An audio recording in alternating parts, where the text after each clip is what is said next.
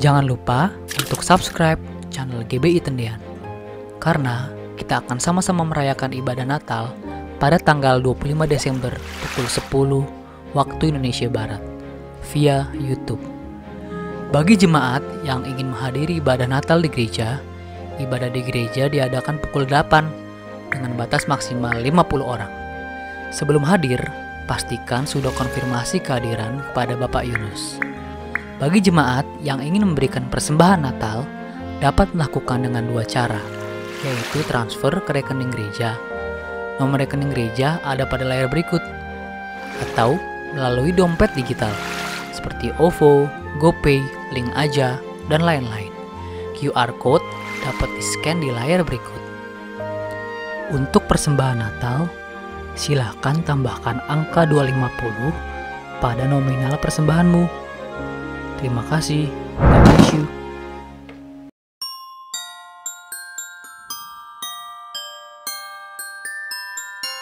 Duduklah di tempat yang nyaman selama ibadah online berlangsung. Tuhan hadir dimanapun kita berada. Siapkan hati dan pikiran kita untuk memuji dan menyembah. Fokus dan matikan gadget untuk sementara waktu.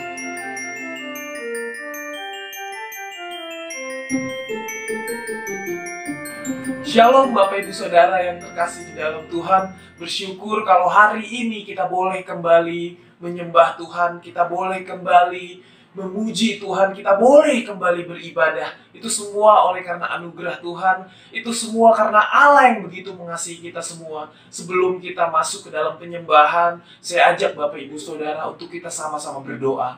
Mari kita berdoa. Bapa, kami mengucap syukur atas kasih setiamu, atas penyertaan-Mu yang begitu sempurna di dalam kehidupan kami, sehingga saat ini kami boleh kembali beribadah, kami boleh kembali menyembah Engkau. Terima kasih Tuhan, biarlah Roh-Mu yang kudus mengurapi kami, membimbing kami, memimpin kami dalam menyembah-Mu ya Tuhan. Terima kasih ya Bapak, kami siap untuk menyembah Engkau ya Tuhan. Di dalam nama Tuhan Yesus Kristus, kami telah berdoa dan mengucap syukur. Haleluya. Amin. Amin.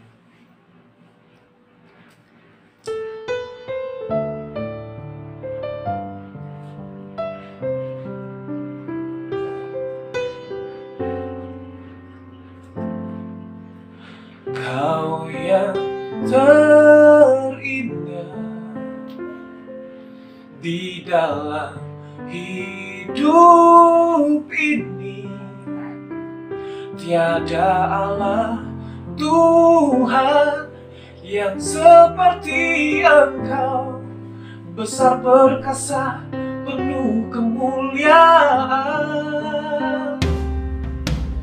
Kau yang termanis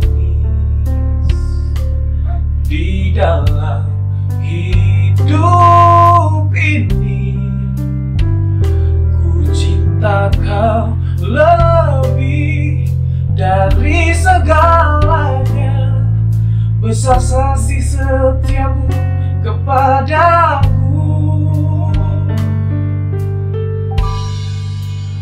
Ku sembah Kau ya Allahku, ku tinggikan nama-Mu selalu. Tiada lutut kan berteluk menyembah Yesus, Tuhan Rajaku.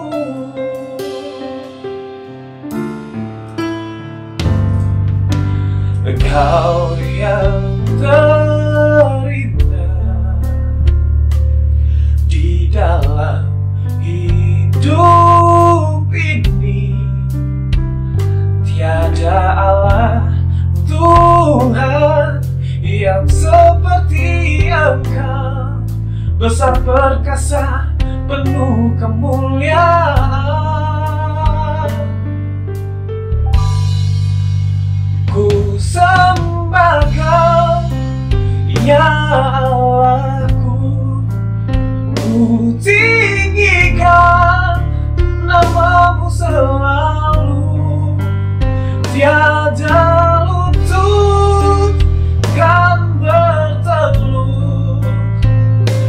menyembah Yesus, Tuhan Rajaku. Ku sembah Kau, ya Allahku.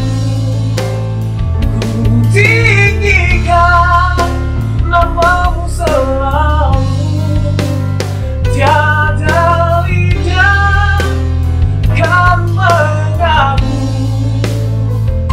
Engkaulah Yesus, Tuhan Rajaku. Tiada lidah kan mengaku, Engkaulah Yesus, Tuhan Rajaku. Tiada lidah tak mengaku, Engkaulah Yesus, Tuhan Rajaku.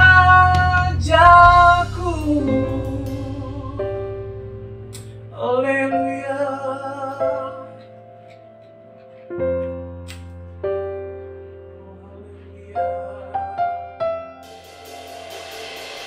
Terima kasih Yesus. Terima kasih Tuhan. Semua karena anugerah-Mu hari ini ada. Bukan karena kuatku, namun karena Roh-Mu. Ku bawa hatiku, penyembahanku. Ku semakin berkurang, Yesus makin bertambah. Mengikut Yesus, itulah kesukaan hatiku. Ku lepas semua hakku untuk mengenal kehendaknya di hidupku. Mengiring Yesus, itulah kekuatan hidupku. Ku yakin anugerah-Nya mampu jadikanku hamba yang berkenan selalu.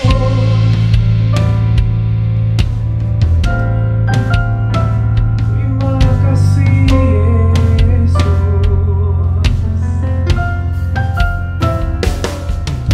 Semua karena anugerah-Mu hari ini ada.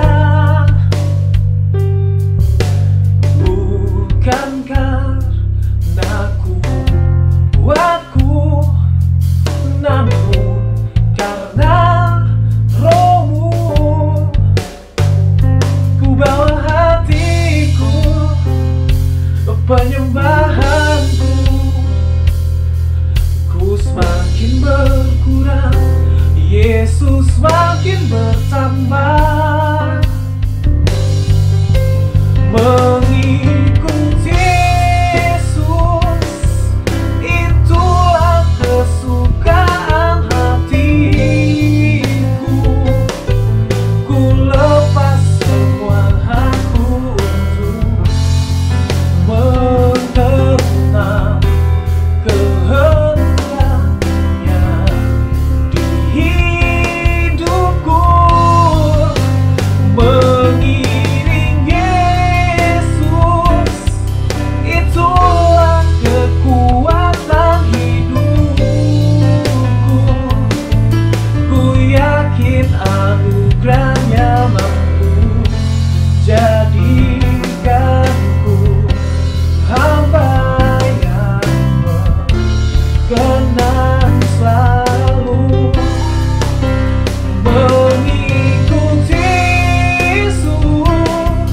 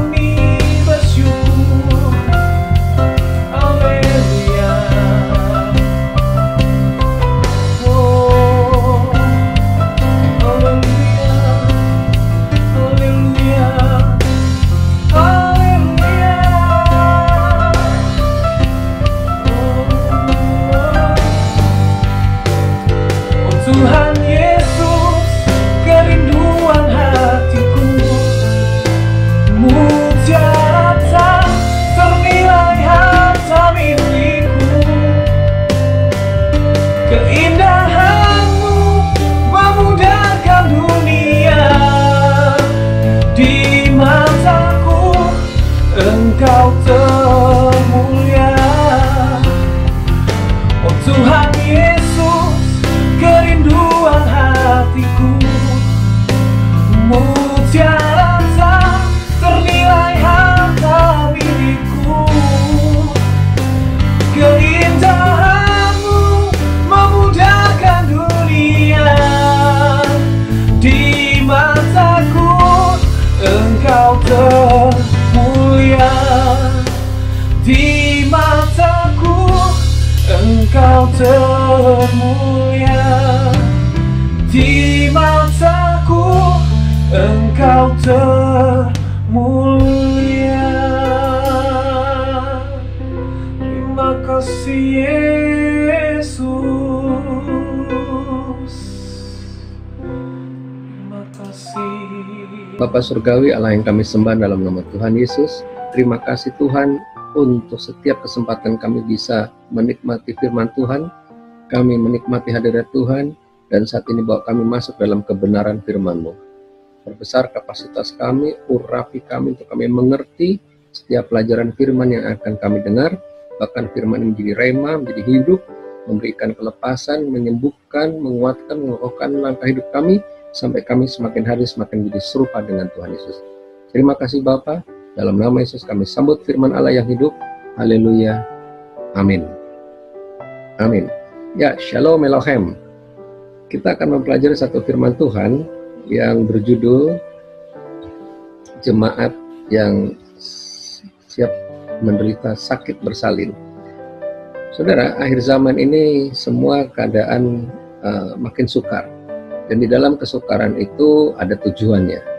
Tuhan tidak pernah merancangkan kecelakaan, Tuhan tidak pernah merancangkan penderitaan yang membuat umatnya jadi bahkan binasa. Tetapi setiap peristiwa itu mendatangkan kebaikan.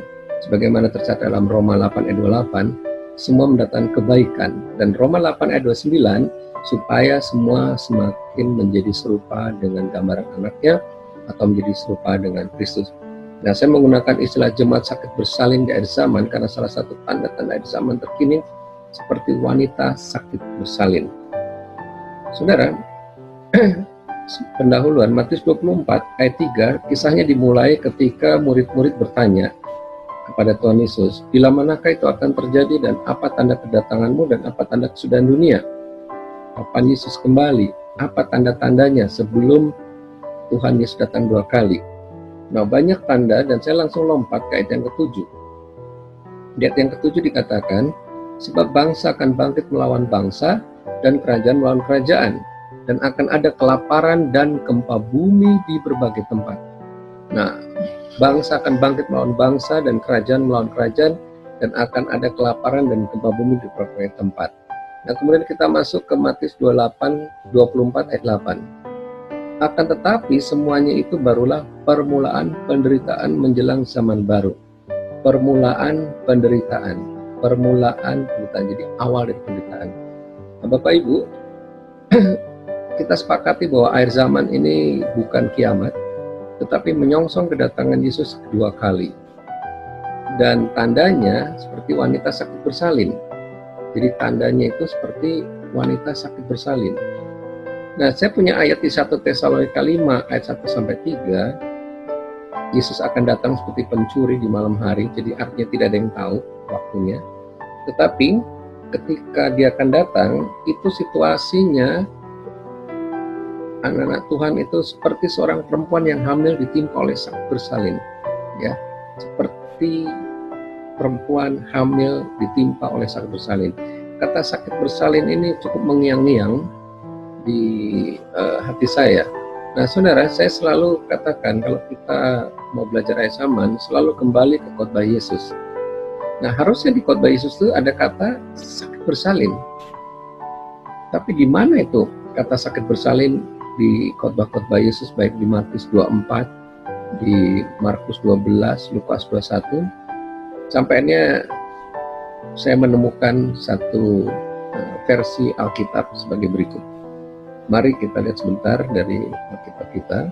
Dari kitab Matius. Kalau Anda lihat di sini ini Matius, ya Matius 24. Oke. Nah, di sini di ayat 3 tadi dikatakan murid-murid bertanya, bila manakah itu akan terjadi? Ya, kapan Yesus kembali? Tidak ada yang tahu. Apa tanda kedatanganmu dan apa tanda kesudahan dunia? Apa tandanya? Yang bisa kita tahu apa tandanya. Nah, tapi kita sekarang melihat lompat ke ayat ke-8 dulu. Ya, karena tema kita ini adalah tentang bersalin. Akan tetapi semuanya itu barulah permulaan penderitaan menjelang zaman baru. Mungkin ini saya coba perbesar lagi ke permulaan penderitaan. Saya agak curiga dengan kata penderitaan ini. Harusnya ini menderita karena seperti sakit bersalin. Sampainya dari penelitian-penelitian yang dilakukan, ternyata saya punya Alkitab tulis English version atau Alkitab bahasa sehari-hari. Ya, saya dapatkan dari satu hamba Tuhan yang di YouTube, ternyata dia juga mendapatkan kesan the birth pain. Nah, di sini saya cek, ternyata betul. Ayat 8, all these things are like the first pains of the childbirth. The first pain. Jadi seperti permulaan awal sakit bersalin, first pain of childbirth. Jadi permulaan awal sakit bersalin. Nah, saudara, ini Alkitab bahasa sehari-hari. Ternyata Tuhan tunjukkan pada saya bahwa di komputer saya ini ada Alkitab bahasa sehari-hari. Dan waktu saya cek, ternyata betul. Dia menggunakan kata wanita sakit bersalin. Semuanya itu. Nah, ayat 8 ini dari bahasa Indonesia sehari-hari. Terus ini keluaran Lembaga Alkitab Indonesia.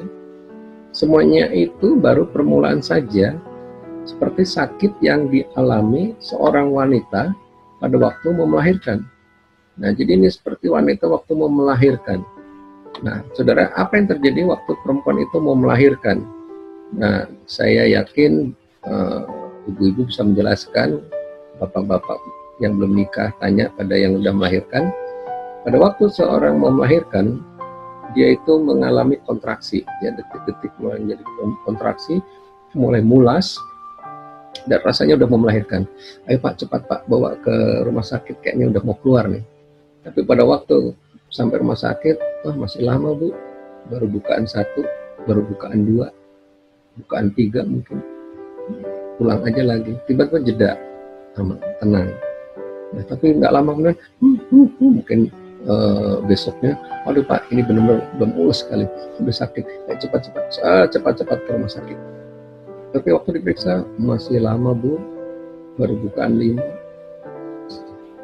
bukaan 6, bukaan 7, bukaan 6 dulu lah, dan akhirnya hilang, mulusnya hilang, tidak ada terjadi apa-apa, sepertinya masih lama memang. Tapi kali ini kontraksinya makin kuat dan tidak tahan lagi. Udah Pak, lebih baik saya nunggu di rumah sakit aja. Dan sampai di rumah sakit, bukaan 7, bukaan 8, tenang lagi. Tapi sakitnya udah makin terasa, ya. Tapi kontraksinya belum menunjukkan tanda bayi itu akan lahir. Sampai puncaknya kontraksi makin kuat, dan segera dibawa ke tempat persalinan, ketuban pecah, bayi keluar, itu kairos, bayinya lahir. Nah, seperti itu juga waktu Tuhan Yesus akan datang 2 kali. Ya, tiba-tiba ada berita ramai sekali, wah Tuhan udah mau datang. Ya, berjaga-jagalah, bersiap, kayaknya udah tinggal tahun depan mau datang. Tapi ternyata beritanya hilang. Terus habis itu ramai lagi, ya, demam lagi, demam akhir zaman. Nah, jadi di sini saya gambarkan makin lama makin meningkat. Ya, dari zaman dulu sudah ada penyesatan, ada peperangan, kelaparan, krisis ekonomi, wabah penyakit, sampai gempa bumi. Dari dulu ada, ya, awal penderitaan. Penyesatan udah ada, terus hilang, aman, kembali lagi ke rohani. Ada penyesatan lagi, hilang lagi. Peperangan, perang dalam perang berapa Yuda, perang antar suku bangsa, sampai hilang puncaknya perang dunia 1. Wah, kayaknya udah mau kiamat nih, hilang lagi. Perang dunia kedua, hilang lagi. Nah, ini ramai mau perang dunia ketiga waktu Amerika berseteru dengan Iran. Tapi atau hilang. Nah, kayak gitulah kontraksi mules atau hilang. Nah, demikian juga kelaparan, banyak yang mati. Nah, sekarang ini kita lagi bicara wabah penyakit. Ya, wabah penyakit dan gempa bumi. Ya, gempa bumi dari dulu juga banyak. Tapi lihat, perhatikan, makin lama makin dahsyat dan bahkan menimbulkan tsunami. Ya. Sampai puncaknya nanti gantian kita orang-orang Kristen yang mengalami kesukaran. Kalau tadi umum, masyarakat umum, kemudian nanti masuk kesukaran orang-orang Kristen, kita anak Tuhan akan mengalami tekanan. Tetapi tekanan itu kita ini sakit bersalin untuk menjadi seperti Yesus. Sampai akhirnya bangsa-bangsa yang sakit bersalin lahir baru. Nah, nanti saya akan jelaskan lebih lanjut. Jadi di puncak kegoncangan ini, sampai puncaknya itu banyak orang mati ketakutan. Nah, sekarang ini sudah mulai bukaan berapa Pak? Saya juga nggak berani ngomong. Tapi ini udah sampai orang banyak yang ketakutan. Ya, takut keluar, takut ditangkap polisi malah sekarang. Karena kalau keluar nanti dianggap melawan undang-undang PSBB. Sampai puncaknya sebelum murka Allah. Nah, di sini gereja bangkit. Waktu gereja bangkit di akhir zaman, semua orang kudus penuh kuasanya. Mereka memberitakan firman-Nya. Ku mau di sana. Nah, di puncak ketakutan, gereja bangkit ambil alih situasi. Injil kerajaan diberitakan di mana-mana oleh orang-orang Kristen yang sudah dilahirkan menjadi seperti Yesus, berani bersaksi. Penuaian besar terjadi sampai puncaknya waktu ketuban pecah itu apa? Sangkakala berbunyi. Kalau bunyi sangkakala, ku ada masuk dalam pesta kawin anak domba, terima mahkota, turun kembali bersama Yesus mengalahkan kerajaan dunia, lalu memerintah bersama Yesus 1000 tahun lamanya sebagai imam dan raja, masuk Yerusalem baru, surga dikekal selamanya. Luar biasa, haleluya. Nah, saudara, saya ingin membawa kita kemudian masuk kepada tanda-tanda ini, atau saya sebut tanda-tanda wanita sakit bersalin. Kalau kita kembali kepada Alkitab yang saya miliki, selalu tandanya itu akan terjadi bahaya, kelaparan, dan gempa bumi. Saya coba kembali ke terjemahan baru, di mana ayat yang ke-7 itu ada kata, hanya 2 kata ya, akan terjadi kelaparan dan gempa bumi. Sementara kita ini lagi sibuk dengan wabah penyakit. Nah, saya merasa bahwa harusnya ada wabah penyakit itu di Alkitab ya. Khotbah Yesus itu harusnya ada wabah penyakit. Tapi di mana ya? Karena saya udah cek di Markus dan juga ada di Lukas, itu tidak spesifik. Nah, Tuhan bawa lagi, rupanya semua udah terlengkap nih di Alkitab, di internet, di komputer saya. Di Alkitab King James Version, ya King James Version, KJ itu, ternyata ayat 7 dijelaskan, for nation shall rise against nation, and kingdom against kingdom. Ya, kerajaan akan melawan kerajaan, artinya bangsa-bangsa, and there will be famines. Nah, famines ini adalah kelaparan, ya sama, and pestilence. Nah, ini muncul kata pestilence, and earthquake. Nah, earthquake ini gempa bumi. Nah, apa itu pestilence? Nah, saya coba cek ke Alkitab yang kuno, yang bahasa asli. Ternyata harusnya ini kata memang ada, cuma waktu itu belum dapat ditemukan kata yang tepat. Ya, karena ini bahasa Yunani kuno mungkin, jadi semacam sampar, semacam penyakit pes, wabah yang zaman dulu itu wabah penyakit itu kematiannya luar biasa. Karena dosa Daud, hanya 3 hari saja di Yerusalem itu 70.000 yang mati. Begitu dahsyatnya. Nah, tetapi di sini muncullah kata pestilence yang akhirnya inilah awal, the beginning of the sorrows. Ya, kalau bahasa Inggrisnya beginning of the sorrows, kalau pakai bahasa sehari-hari tadi adalah the birth pain of the child. Menjadi wanita yang sakit bersalin, ya, perempuan yang mau melahirkan anak. Mari kita lebih lanjut. Seperti wanita mau melahirkan anak, wah sudah terjadi wabah penyakit, hilang. Muncul lagi wabah penyakit, hilang lagi.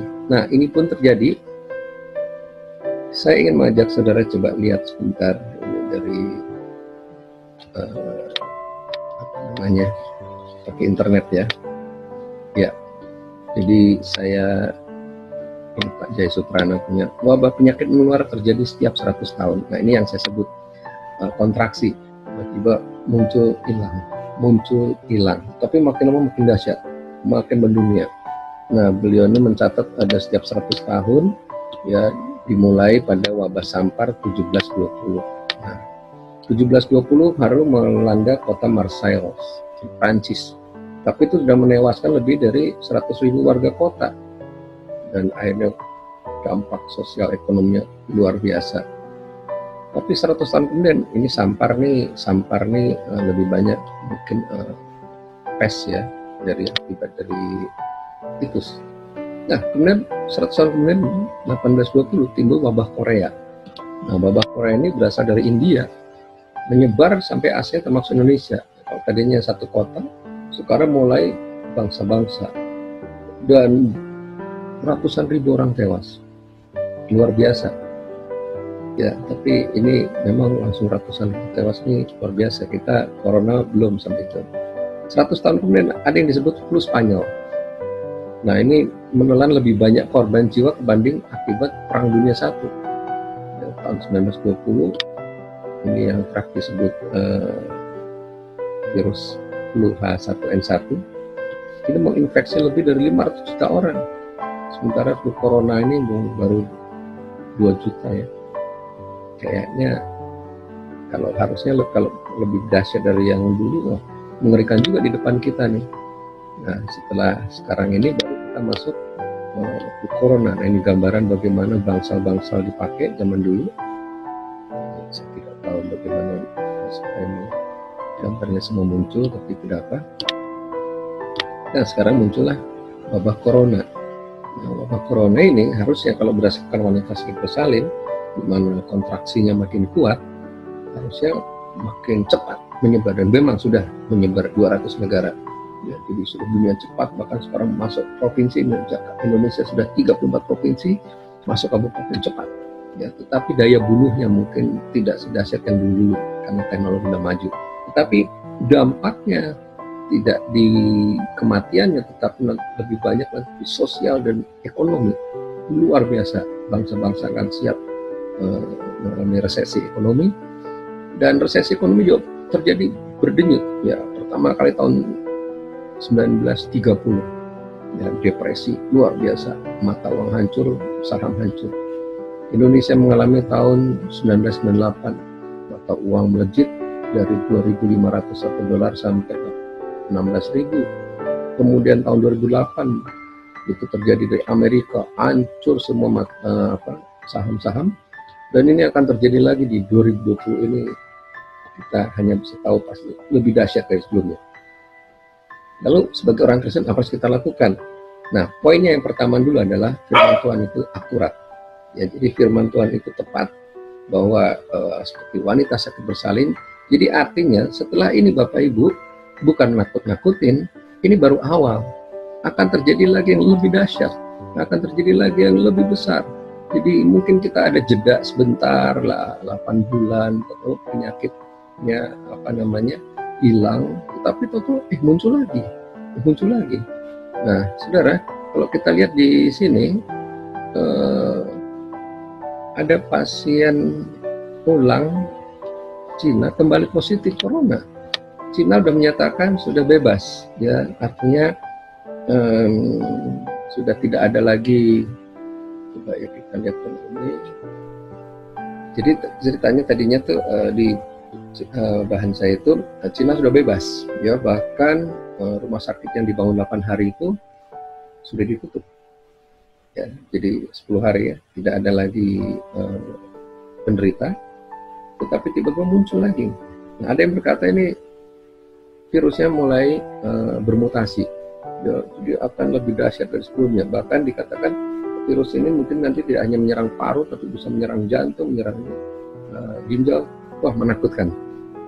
Nah, apa tujuannya penakut-nakutan ini, saudara? Mari kita kembali ke gambar PowerPoint. Nah, puncak kegoncangan ini sampai Tuhan Yesus datang 2 kali. Nah, awal sakit bersalin, hampir semua tanda hari zaman itu malapetaka, bencana alam. Nah, tujuannya adalah supaya banyak orang Kristen bertobat. Ini kita bicara orang Kristen dulu. Yang lain juga yang bukan Kristen ya bertobat juga, mulai mencari Tuhan. Ya, semua ketakutan, semua tempat ibadah tutup.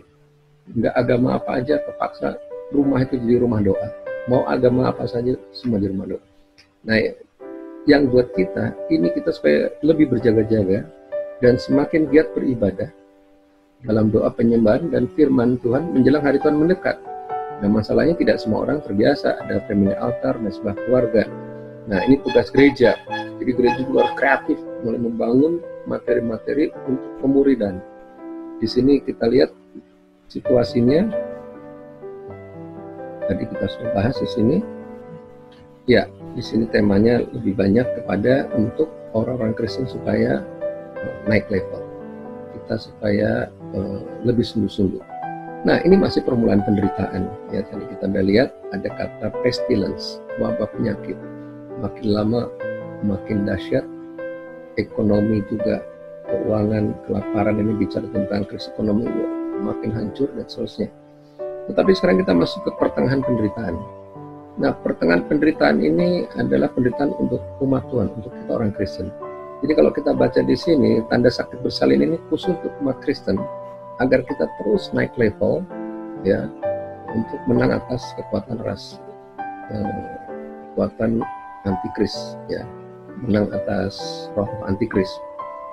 Nah, di sini penderitaannya itu masuk penyesatan, pemurtadan, aniaya, siksaan, bahkan sampai pembunuhan orang-orang percaya oleh gerakan antikris. Ini yang kita akan masuk pada bagian kedua.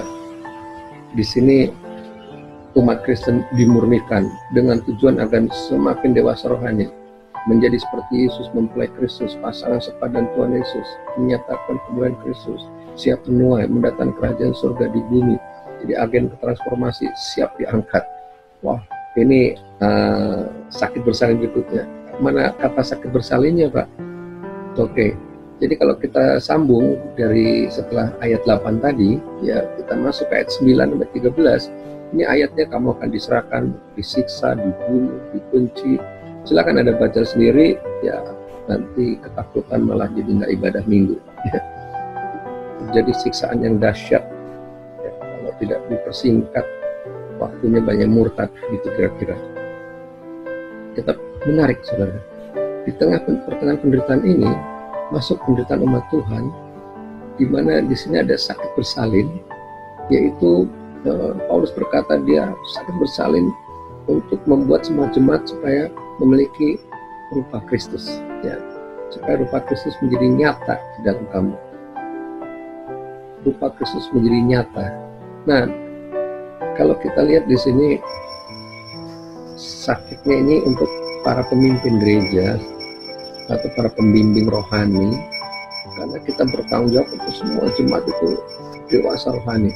Sakit ya, mengerang, groaning, mengerang untuk melahirkan pekerja Kristus, melahirkan murid Kristus. Dalam Roma 8 ayat 18-19 dikatakan, sebab aku yakin bahwa penderitaan zaman sekarang ini tidak dapat dibandingkan dan kemuliaan akan dinyatakan pada kita.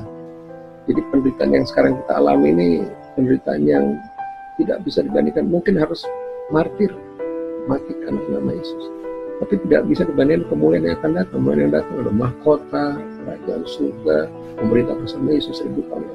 Wow, luar biasa. Dan dikatakan di sini, ayat 9-nya, dengan sangat rindu seluruh makhluk menantikan saat anak-anak Allah dinyatakan. Dengan sangat rindu mereka menantikan saat putra-putra, saat orang-orang Kristen dinyatakan tampak Kristusnya. Nah, jadi kita lihat di sini bagaimana mereka ini merindukan satu, Paulus menggambar merindukan supaya segera terjadi pertumbuhan iman, pertumbuhan rohani. Nah, silakan Bapak Ibu baca Roma 8 semuanya. Ini Roma 8 ini lagi luar biasa saya kupas. Karena disinilah ada Allah bekerja dalam segala mendatang kebaikan.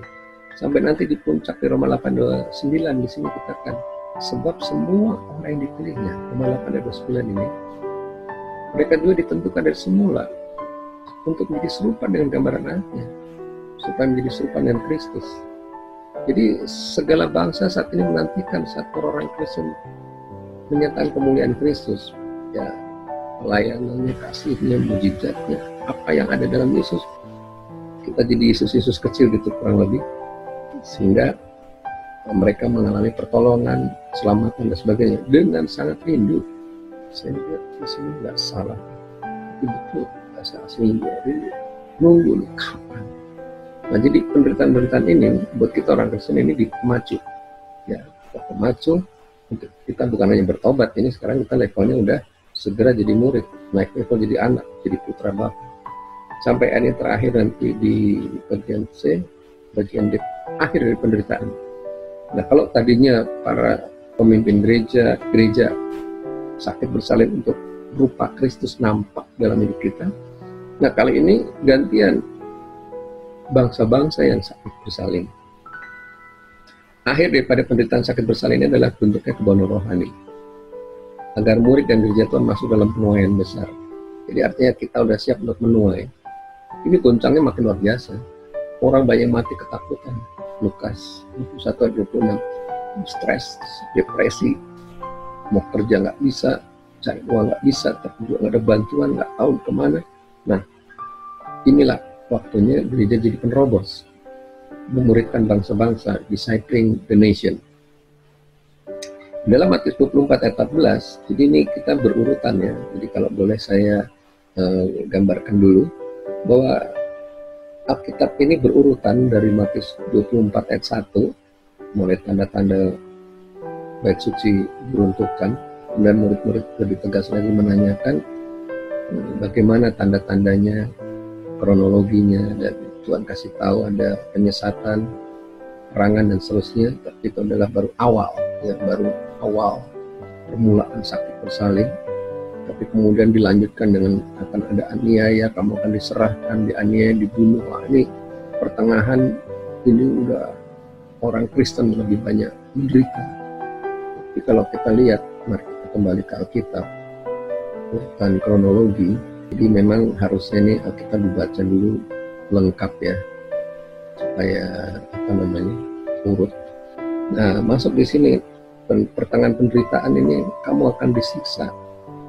Nah, kemudian dibunuh. Aduh, kalau yang gini Pak, nggak usah direnungkan, nanti jadi paranoid. Oke, pokoknya intinya di sini ada aniaya dan martir, dan sudah terjadi. Ya, sudah dari zaman semua murid Yesus mati martir, kecuali Yohanes. Tapi kemudian masuk pada zaman-zaman berikutnya, Cina banyak martir juga. Maka kenapa mulai dari Cina? Dari para pendosa berkata karena banyak darah martir di sana. Tapi juga terjadi banyak pembunuhan, mutilasi, jual beli organ manusia, dan sebagainya. Kebencian di mata Tuhan. Kemudian banyak nabi palsu, penyesatan luar biasa, puncak penyesatan, nggak tahu lagi mana yang benar mana yang salah. Nah, disinilah gereja berfungsi di sakit bersalin yang kedua ini. Inilah sakitnya Paulus, sakitnya kita untuk melahirkan Kristen yang sejati. Ya, 5 jawatan Allah, Rasul, Nabi, Penginjil, Gembala, Pengajar, semua maksimal melengkapi orang-orang kudus, ya, supaya tidak tersesat. Nah, karena semakin bertambahnya kedurhakaan, kasih banyak orang jadi makin dingin, jadi manusia makin sadis, kadang sukar. 2 Timotius 3 ayat 1-3, kadang makin sukar, manusia egois, sadis, dan seterusnya. Tapi orang bertahan pada sampai pada kesudahannya akan selamat. Inilah akhir daripada sakit bersalin itu. Dan Injil Kerajaan ini akan diberitakan ke seluruh dunia, menjadi kesaksian bagi semua bangsa. Sesudah itu barulah tibalah kesudahannya. Sesudah itu barulah tiba kesudahannya. Jadi baru datang 2 kali setelah Injil Kerajaan diberitakan ke seluruh dunia. Nah, siapa yang memberitakan? Ya inilah kita, murid-murid Tuhan yang dilahirkan dari sakit bersalin ala Paulus ini. Ketika orang-orang Kristen jadi seperti Yesus, Yesus datang untuk memberitakan Injil Kerajaan Allah sudah dekat, ya, seperti Yesus itu. Ya, nah dari sini kita bisa melihat bagaimana kegerakan rohani melanda dunia. Nah, saya tutup bagian terakhir. Jadi kita sudah melihat, saya ada materi. Jadi Bapak Ibu silakan dibaca. Jadi ada makalahnya panjang, hampir 4 lembar. sehingga diulang-ulang.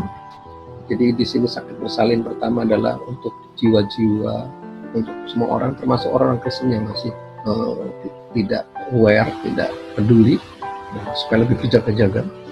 Tapi yang kedua, kemudian masuk kepada orang supaya naik level, supaya menjadi seperti Yesus. Nah, di sini dimuridkan sakit bersalin supaya menjadi serupa dengan Yesus. Nah, sampai akhirnya tiba, akhirnya bangsa-bangsa yang sakit bersalin. Roma 8 ayat 22, unik.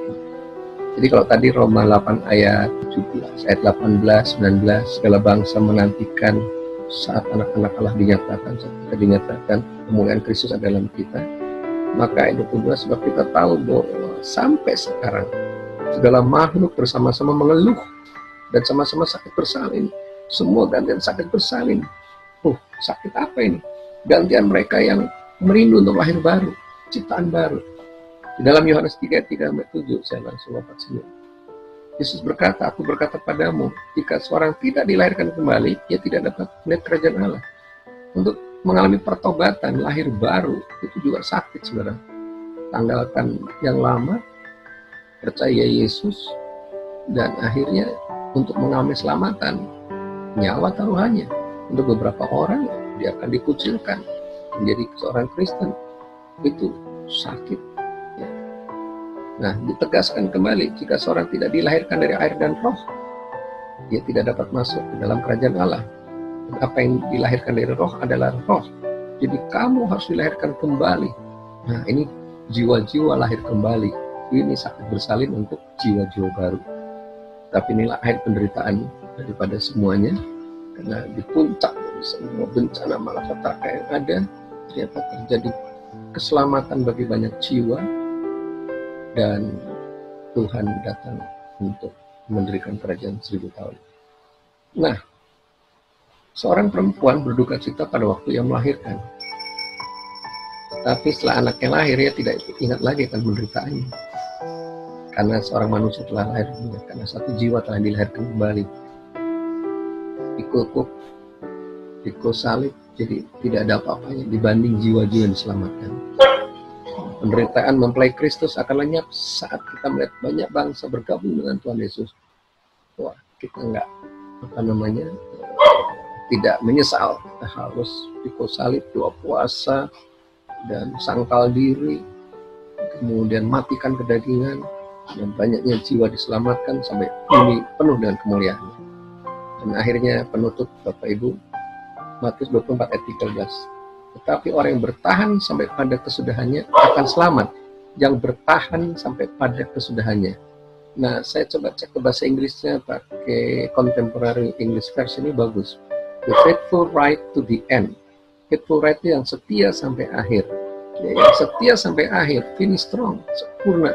Nah, dia akan selamat. Jadi kita bukan cuma bertahan aja, tetapi kita sampai akhir setia, kita terima mahkota.